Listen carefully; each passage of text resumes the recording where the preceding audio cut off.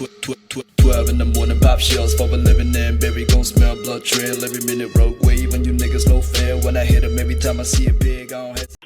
Selamat pagi, nama saya Rio Andi Pratama, NIM 2015-210633. Yaitu, saya akan menerangkan tentang menyusun rencana bayaran strategis. Yang pertama itu ada kompensasi karyawan, dan kompensasi karyawan tersebut yang dimaksud adalah semua bentuk bayaran atau imbalan yang diberikan kepada karyawan dan timbul dari hubungan kerja mereka, seperti kayak gaji atau yang lainnya yang mengenai tentang bayaran-bayaran atau upah dari hasil keringat mereka. Dan kompensasi karyawan sendiri terbagi menjadi dua, yaitu pembayaran finansial langsung dan pembayaran finansial tidak langsung. Pembayaran finansial langsung sendiri itu adalah pembayaran dalam bentuk upah, gaji, insentif, komisi, bonus, dan lain-lain yang bersangkutan yang diterima oleh mereka. Sedangkan pembayaran finansial yang tidak langsung adalah bayaran dalam bentuk tunjangan finansial seperti asuransi kesehatan, asuransi jiwa, maupun dan lain-lain. Sekilas dari presentasi saya. Terima kasih. Selanjutnya akan dipresentasikan rekan saya. Terima kasih atas kesempatannya. Perkenalkan, nama saya Citra Putri Madani, NIM 2015-21002. Di sini saya akan melanjutkan presentasi dari rekan saya, yaitu mengenai pertimbangan hukum dalam kompensasi karyawan. Ada 10 macam undang-undang hukum dalam kompensasi karyawan. Yang pertama yaitu Undang-Undang Davis-Bacon. Undang-Undang Davis-Bacon atau yang diterbitkan pada tahun 1931, yaitu memungkinkan Menteri Tenaga Kerja untuk menetapkan tingkat upah untuk tenaga kerja dan mekaniknya yang dipekerjakan oleh seorang kontraktor yang bekerja untuk pemerintah federal. Kemudian, yang kedua yaitu mengenai Undang-Undang Kontrak Publik Wells-Halley, yaitu pada tahun 1936. Undang-undang ini menetapkan standar kerja dasar untuk tunjangan yang bekerja pada kontrak pemerintah yang bernilai lebih dari 10 US dollar. Dan undang-undang ini berisi upah minimum, kemudian jam kerja maksimum, dan ketentuan keselamatan dan kesehatan, dan mengharuskan 1,5 kali bayaran untuk kerja lebih dari 40 jam dalam seminggu. Kemudian yang ketiga yaitu Undang-Undang Hak-Hak Sipil pada tahun 1964, di mana undang-undang ini melarang pemberi kerja untuk mendiskriminasi individu dalam hal perekrutan, kompensasi, persyaratan, kondisi atau hak di mana munculnya pekerjaan karena ras, warna kulit, agama, jenis kelamin, maupun usia dalam karyawan nasional. Kemudian yang keempat yaitu Undang-Undang Tenaga Kerja Adil pada tahun 1938, di mana undang-undang ini mencakup upah minimum, jam kerja maksimum, kemudian bayaran lembur, serta bayaran setara dan penyimpanan catatan.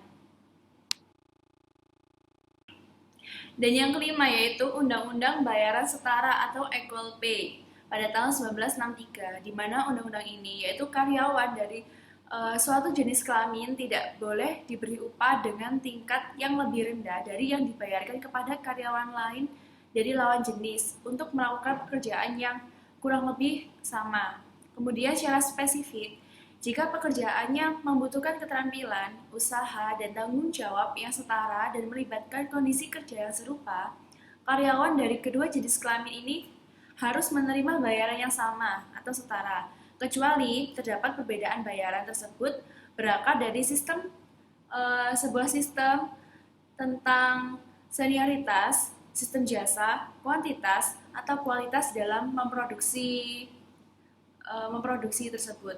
Kemudian yang keenam yaitu Undang-Undang tentang Keamanan Penghasilan Pensiun Karyawan atau ERISA pada tahun 1974, di mana undang-undang ini memberikan perlindungan karyawan terhadap kegagalan rencana pensiun si karyawan dari pemberi kerja mereka.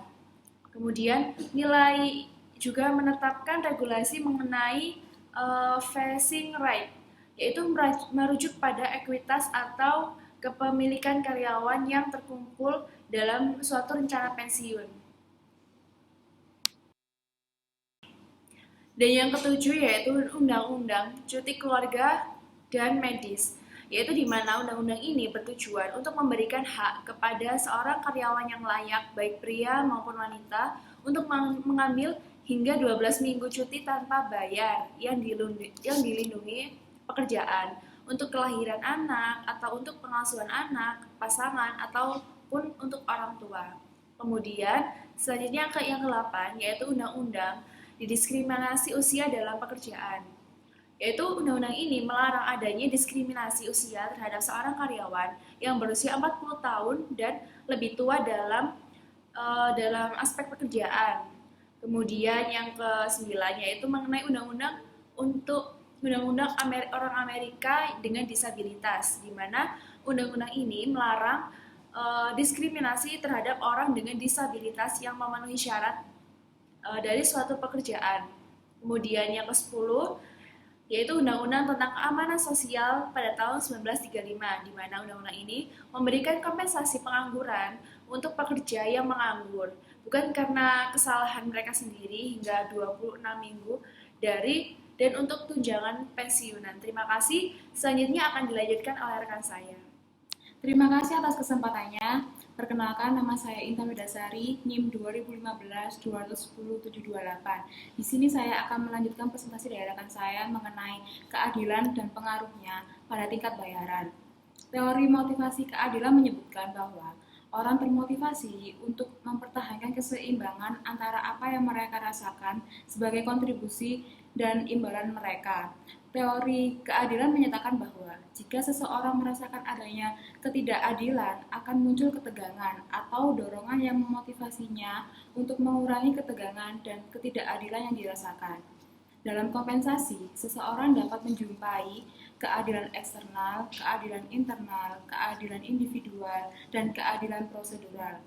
Yang pertama yaitu keadilan eksternal, merujuk pada bagaimana tingkat bayaran suatu pekerjaan di sebuah perusahaan dibandingkan dengan tingkat bayaran pekerjaan tersebut di perusahaan lain. Yang kedua yaitu keadilan internal, merujuk pada sejauh mana tingkat bayaran pekerjaan tersebut adil ketika dibandingkan dengan pekerjaan lain dalam perusahaan yang sama.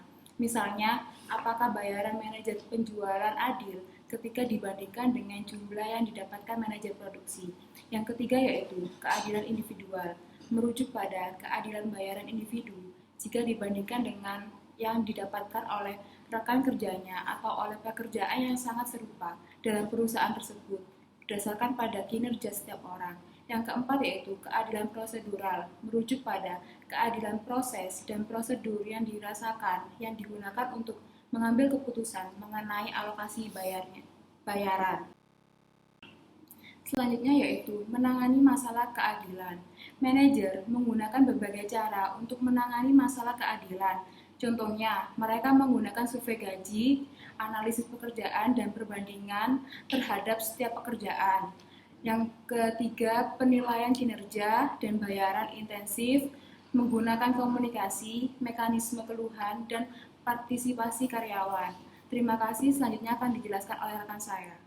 Terima kasih atas kesempatannya. Assalamualaikum warahmatullahi wabarakatuh. Nama saya Bagas Pratama Putra, NIM 2015-210-734. Di sini saya akan meneruskan presentasi dari rekan saya, yaitu tentang bentuk-bentuk keadilan yang ada di perusahaan. Bentuk-bentuk keadilan yang ada di perusahaan itu sendiri ada 4 macam, yaitu yang pertama keadilan eksternal, keadilan internal, keadilan individual, dan yang terakhir adalah keadilan prosedural. Di dalam bentuk-bentuk keadilan yang ada ini, semuanya juga berpotensi untuk menimbulkan masalah. jika sang manajer tidak memperhatikan karyawannya secara khusus. Di sini saya akan menerangkan tentang bagaimana cara untuk mengatasi masalah yang ada di dalam bentuk-bentuk keadilan yang ada di perusahaan. Di sini manajer menggunakan berbagai cara, seperti contohnya manajer melakukan survei gaji atau survei mengenai berapa tingkat bayaran yang dibayarkan oleh pemberi kerja lainnya guna untuk memelihara dan memantau keadilan eksternal. Yang kedua yaitu manajer menggunakan analisis pekerjaan dan perbandingan terhadap setiap pekerjaan yang ada di dalam perusahaan atau disebut juga evaluasi pekerjaan guna untuk keadilan internal.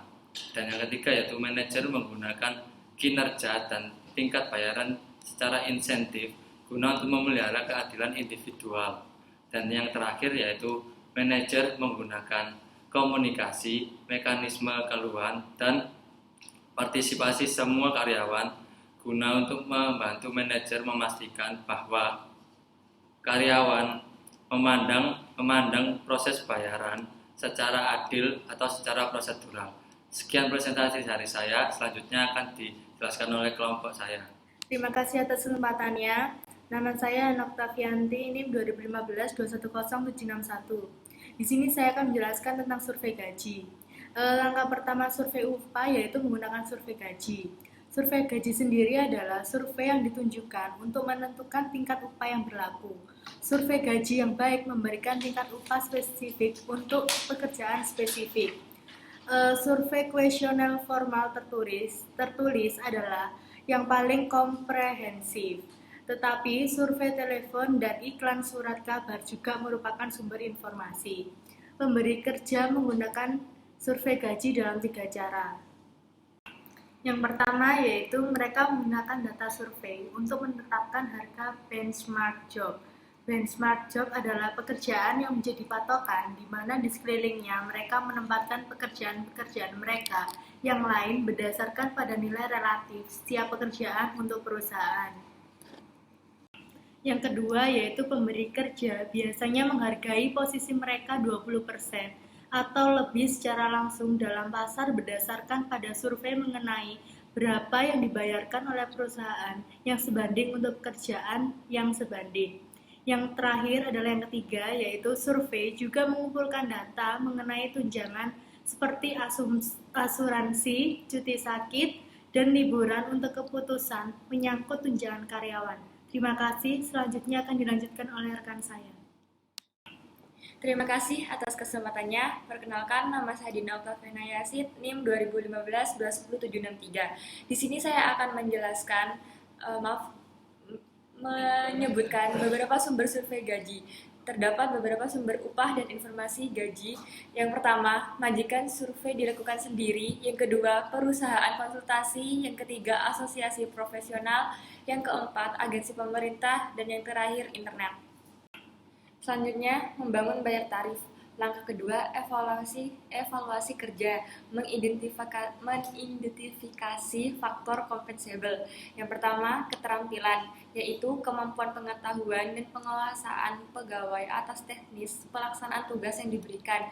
Yang kedua, upaya, yaitu bagaimana pekerja meningkatkan produktivitas kerjanya.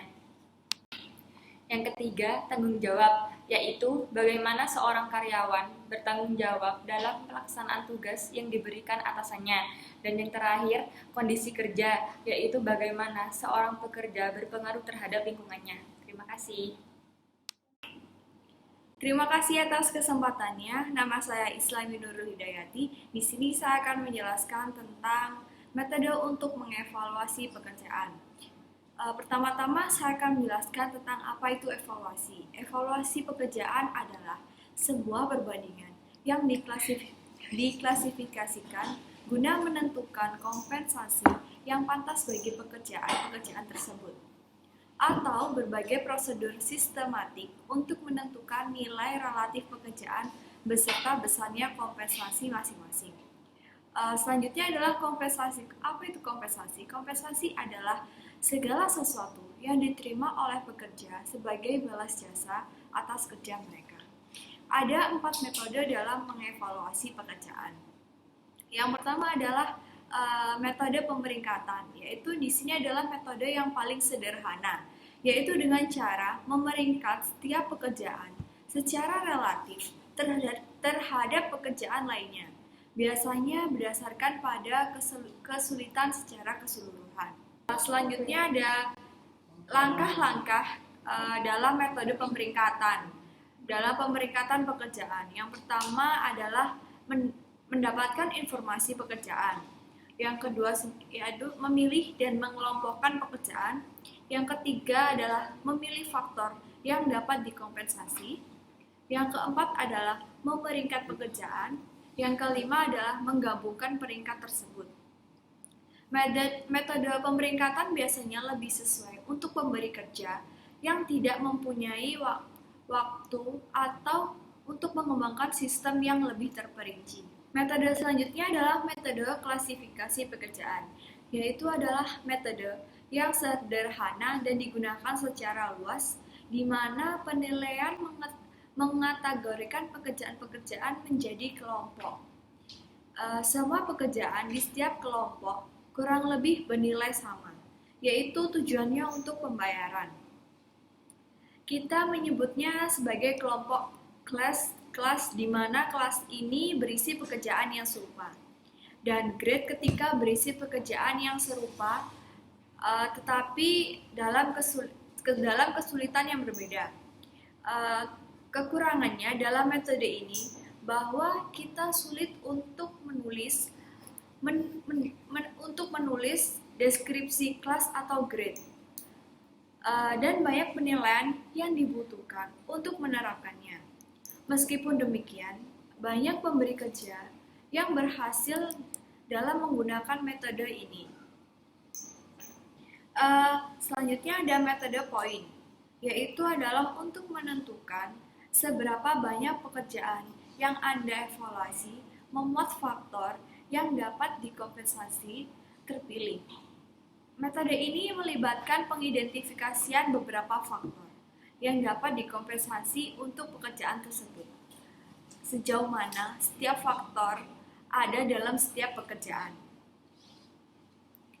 Yang terakhir adalah metode pembandingan faktor, yaitu metode pemeringkatan khusus. Metode ini membutuhkan pemeringkatan terhadap setiap faktor dan dari suatu pekerjaan seperti pendidikan yang diperlukan, pengalaman, dan kompleksitas.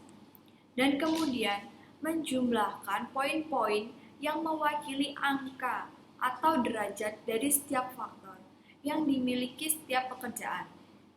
Pemberi kerja ini telah jarang menggunakannya sekarang.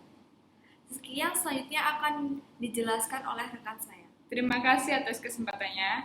Selamat pagi Pak Ari, selamat pagi rekan-rekan. Nama saya Loni Caitinita, NIM 2015-210-822.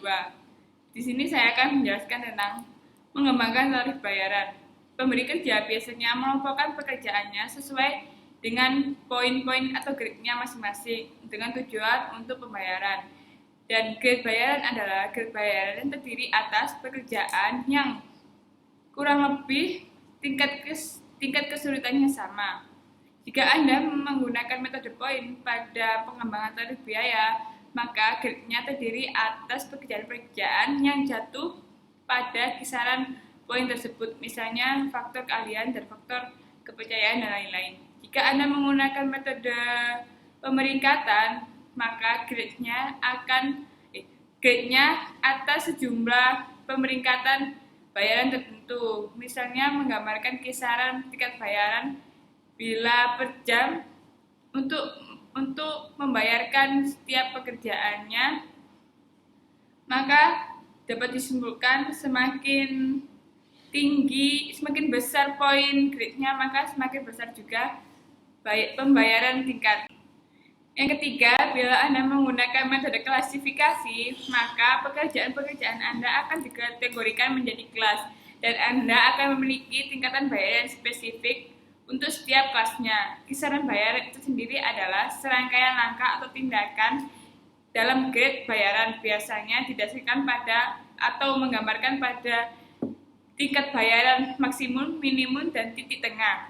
Ada juga alasan penggunaan kisaran bayaran untuk setiap grade-nya. Yang pertama adalah memungkinkan perusahaan untuk mengakomodasi perbedaan antara karyawan agar tidak ada senioritas pada perusahaan. Yang kedua, memungkinkan untuk pemberi kerja untuk mengambil posisi yang lebih fleksibel dalam pekerjaan tenaga kerja. Terima kasih. Assalamualaikum warahmatullahi wabarakatuh. Perkenalkan, nama saya Hatrin Hanora, NIM 2015-210823. Di sini saya akan menjelaskan tentang kompensasi eksekutif dan manajer.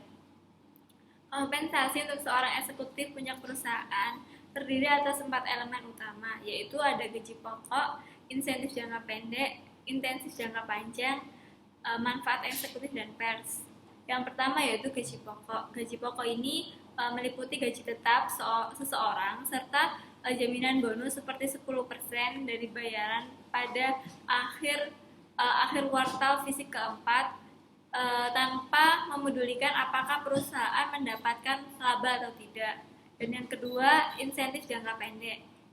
Insentif jangka pendek ini biasanya berupa uang tunai atau bonus saham untuk mencapai sasaran jangka pendek seperti peningkatan penjualan dari tahun ke tahun.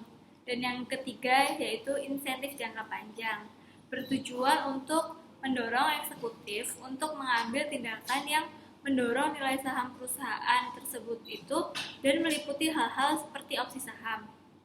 Dan yang keempat ada tunjangan dan fasilitas eksekutif, yaitu meliputi seperti rencana pensiunan eksekutif tambahan. Dan yang terakhir ada kompensasi eksekutif kompensasi eksekutif lebih menekankan kinerja dibandingkan rencana bayaran karyawan lainnya, karena dari hasil tersebut itu organisasi mencerminkan kontribusi eksekutif secara lebih langsung dibandingkan dengan karyawan esensial yang rendah. Sekian presentasi dari saya, selanjutnya akan dijelaskan oleh rekan saya. Terima kasih. Terima kasih atas kesempatannya. Nama saya Lutfi Sugarnain, NIM 2015-210826. Di sini saya akan melanjutkan presentasi dari rekan saya. Saya akan menjelaskan topik kontemporer dalam kompensasi.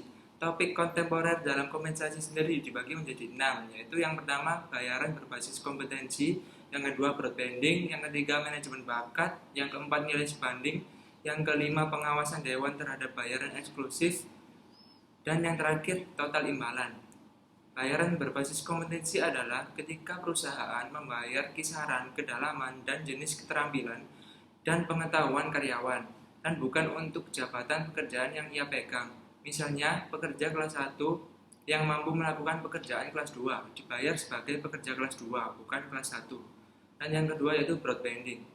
Broadbanding adalah mengonsolidasikan grade gaji dan kisaran hanya menjadi beberapa tingkatan lebar atau band yang masing-masing yang memuat kisaran pekerjaan dan tingkatan gaji yang relatif lebar. Contohnya adalah rencana bayaran pemerintah Amerika Serikat terdiri atas 15 grade utama, yaitu GS1 sampai GS15, masing-masing dengan kisaran bayarannya sendiri. Yang ketiga yaitu manajemen bakat. Manajemen bakat adalah tren untuk mengalokasikan imbalan tidak hanya berdasarkan pada jasa atau senioritas, tetapi pada kepentingan karyawan bagi misi perusahaan. Contohnya adalah sebuah perusahaan telekomunikasi sebelumnya menyebarkan uang pengembangan dan kompensasi secara merata kepada 5.000 karyawan. Ketika resesi datang, mereka melakukan segmentasi terhadap karyawan mereka menjadi dampak bisnis, kinerja tinggi, potensi tinggi, dan keterampilan kritis. Kemudian mereka mengalihkan dolar mereka dari mereka yang berkinerja rendah dan yang tidak memberikan dampak pada mereka yang berkinerja tinggi, berpotensi tinggi, dan keterampilan kritis. Dan yang keempat adalah nilai sebanding. Nilai sebanding adalah konsep di mana wanita yang biasanya dibayar lebih rendah dibandingkan pria dalam pekerjaan yang sebanding, alih-alih harus yang setara dibayar lebih tinggi. Dan yang kelima adalah pengawasan dewan terhadap pembayaran eksklusif. Terdapat berbagai alasan mengapa dewan sekarang lebih mengawasi bayaran eksekutif mereka dibandingkan di masa lalu. Hasil akhirnya adalah bahwa pengacara yang mengkhususkan diri dalam bayaran eksekutif menyarankan agar dewan direksi mengajukan pertanyaan-pertanyaan kepada diri mereka sendiri. Dan yang terakhir adalah total imbalan. tekanan keuangan dan persaingan telah mengalihkan perhatian pemberi kerja dari pengemasan bayaran finansial murni. Contohnya adalah perusahaan International Fitness Holdings mengizinkan karyawannya menggunakan aplikasi sejenis Facebook untuk menilai rekan kerja mereka dengan menempatkan pesan dan mengirimkan surat elektronik pribadi. Sekian presentasi dari kelompok kami. Wassalamualaikum warahmatullahi wabarakatuh.